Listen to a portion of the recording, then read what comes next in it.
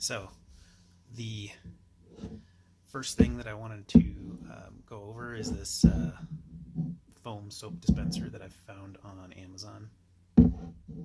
It's got a pretty simple interface. Turn it on, pumps soap when you put your hands close to it, and then you can turn it off. That's about it. Two things that I did not like about this and wanted to improve upon. First one, pretty easy, and it's that the battery compartment was not made for my Amazon rechargeable batteries. And the reason for that is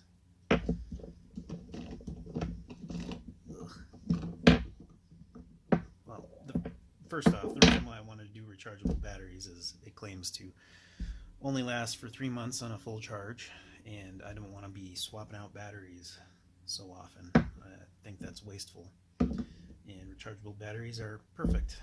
I have a whole slew of them, mostly these Amazon Basics, but yeah. The reason why this doesn't work so well with rechargeables, and I don't know if I can get some good lighting in here, but if you can see down in there, it's just all springs. And usually when you have battery compartments, you'll have a spring for negative and like a nub for positive. But since it's all springs, I realized after fiddling with it for a while that these the connection is being made around the outside of this, not the nub of the positive end of the battery. And with like normal Energizer alkaline batteries, you have the terminal extending way out. You don't have that with these Amazon Basics, so you just have that nub to connect to. And my solution to that, for at least this one, is to just tape some aluminum on it to give a little bit more area for contact here. And I actually bought a couple more of these, and instead of taping it to the battery, I kind of finagled some aluminum down into the compartment itself, so I'm not taping it to the actual battery for the other ones. My other problem, as you probably saw before, was I don't feel like it dispenses enough soap when you go to put your hand on it. It's only like a little bit of soap, and I normally have to go back for a second helping every time, and that's a little annoying. And there's no control here. It's just an on-off control. There's no timing functionality on this, so that's all you get when you go and put your hand on there, and it just doesn't feel like enough to me. So the next part, which is going to be more involved, is opening it up and seeing what I can do to extend that time or make it configurable. So I kind of cheated a bit. I disassembled it off camera. I didn't let you witness that struggle, but I found out that this top part is actually glued on, and that's not coming off at all. But there are two screws down on the bottom here that you just have to unscrew in order to get the bottom popped off.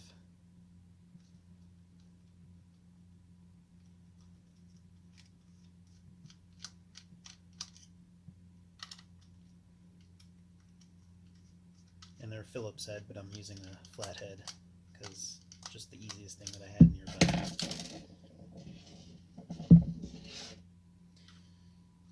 And once that comes out, you gotta be careful because things are a little tight.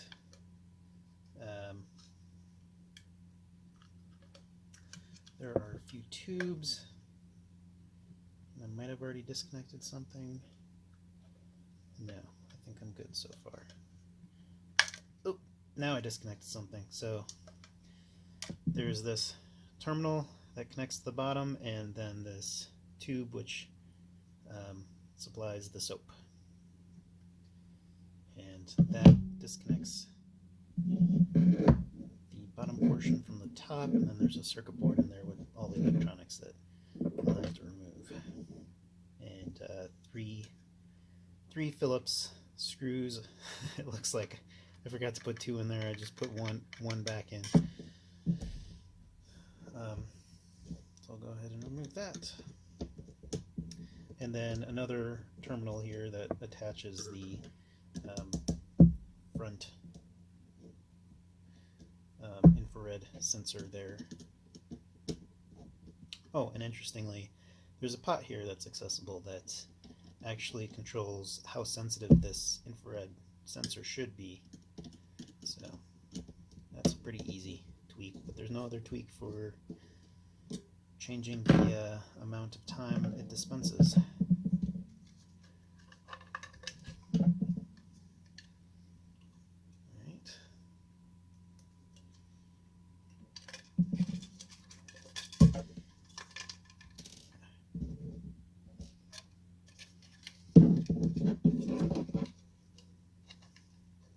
Alright, just kind of yank that out. So, yeah, just recording on my phone, so I don't really have any zoom capability here, but I haven't looked at what's going on over here, but looks like there's just a microcontroller here that is the brains of the operation, and this path here is actually what's telling the pump to actually activate and dispense the soap. That's pretty simple. It looks like it's just a active a high output to a transistor, and this is actually the ground to the pump. So the active high through the transistor makes it active low, and then the pump activates when that goes low.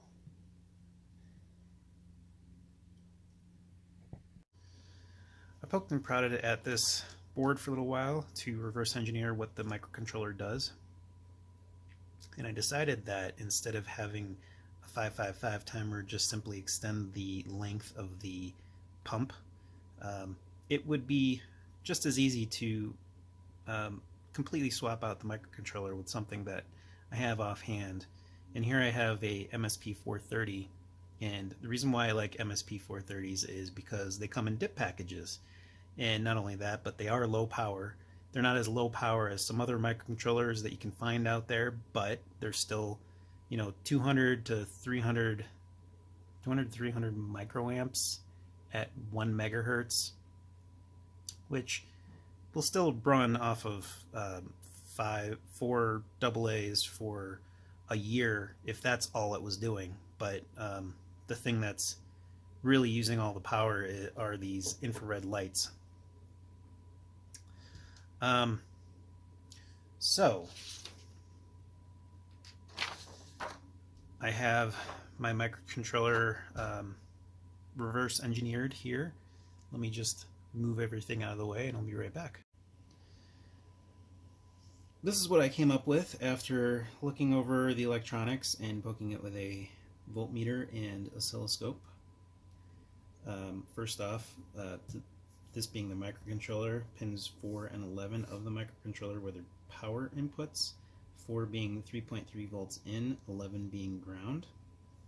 Pins 6, 7, 12, and 13 were not connected to anything, but interestingly enough, pin 7 was outputting 3.3 volts always.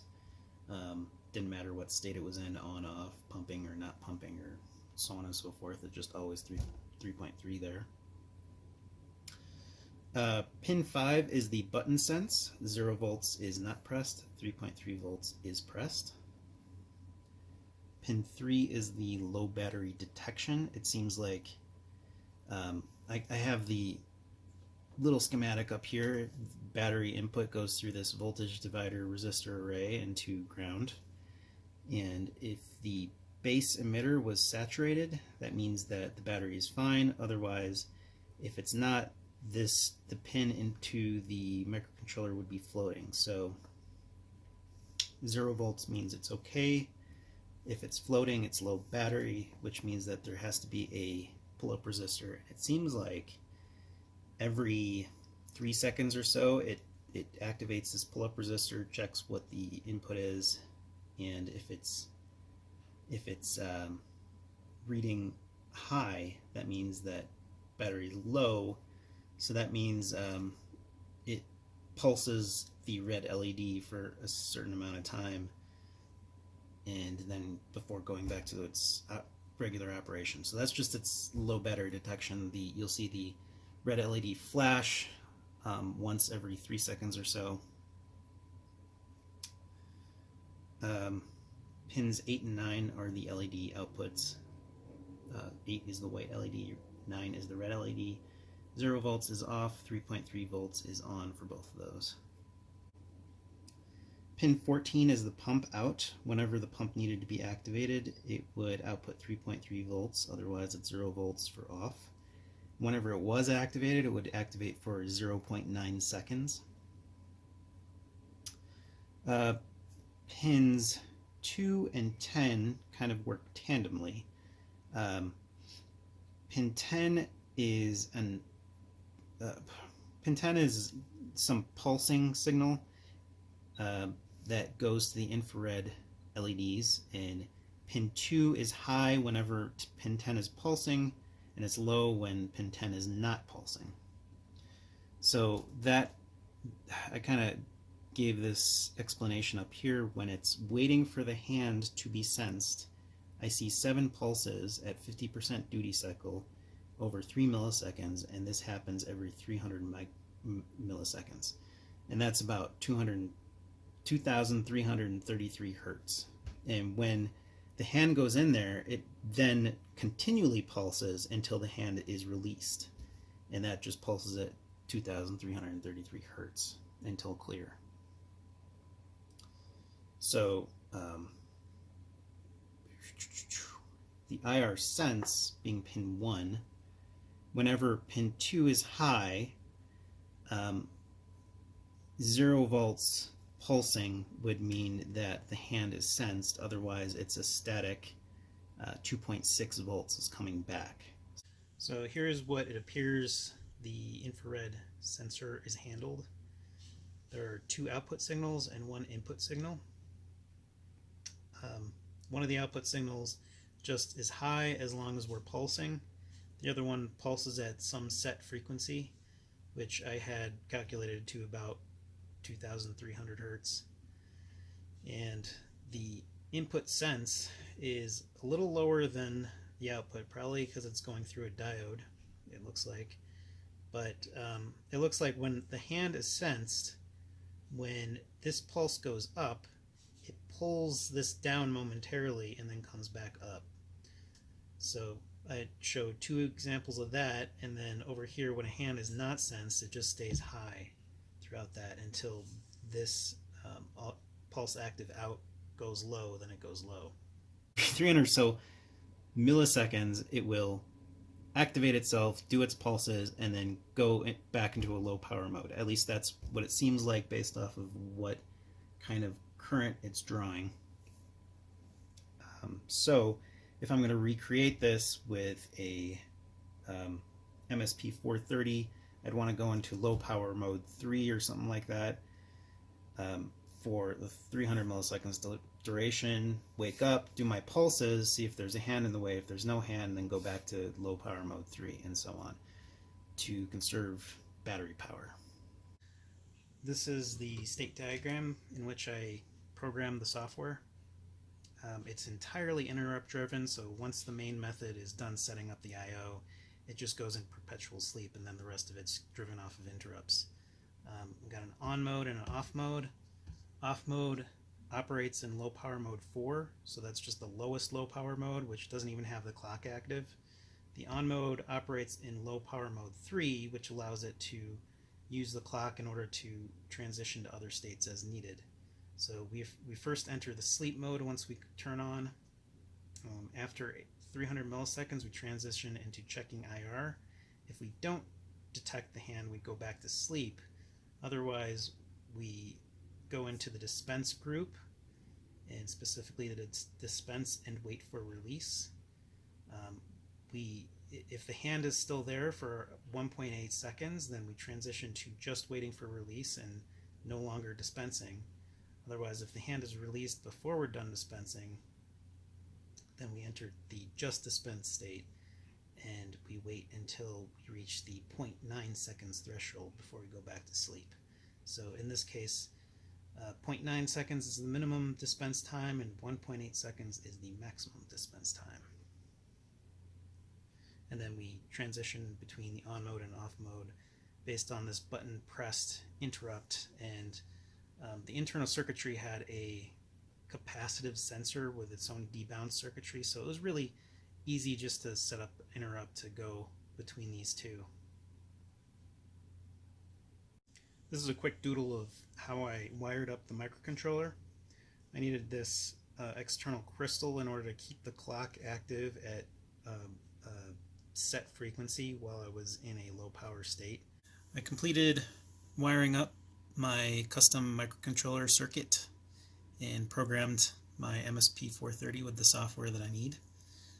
As you can see, this is the original soap dispenser board, and that's where the original microcontroller used to live. And I just used some network wires, just cut up a network wire and soldered this in. I know it doesn't look pretty, but it works. Demonstrate that it works. Now it's powered off, but now it's powered on. The way that I had it set up, instead of doing selectable modes, I decided that to have a minimum dispense time, and if it senses your hand coming off after that minimum dispense time or within that minimum dispense time, it'll stop at that minimum dispense time. But if it continues to sense that your hand is still there, it will continue to dispense until the maximum dispense time, and then it will shut off until you remove your hand, and then put your hand back if you want more soap. So to demonstrate that, I'm just going to put my finger there for a moment and show you that it'll dispense for 0.9 seconds, which is the minimum dispense time. And now if I leave my hand there, it should dispense for the maximum dispense time of 1.8 seconds. And then finally, if I remove it between the minimum and maximum dispense time, it'll stop right away. I wanted to quickly demonstrate the low power detection circuitry. So right now it's at 4.3 volts, and I turn it on. It shouldn't detect that the battery is low at this point.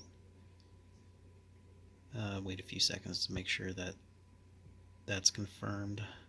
Yes, okay.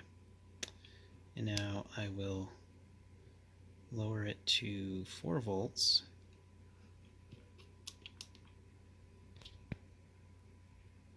And I should see that, there we go. There's that low battery detection blink, and that'll blink once every 10 seconds. Here is a demonstration of the final assembled product. Turn it on and have it dispense for almost 2 seconds. Get all the soap I need, but admittedly the auto shut off is a little difficult to get to dispense a little bit without the full 2 seconds by pulling your hand away. I kind of have to pull away completely instead of dipping down, because dipping down it still senses the hand kind of, and then it will start cycling on and off. So not as good as I was hoping for, but I did achieve what I set out to achieve in dispensing more soap in one dispense instead of having to go back for a second one all the time. So there you go.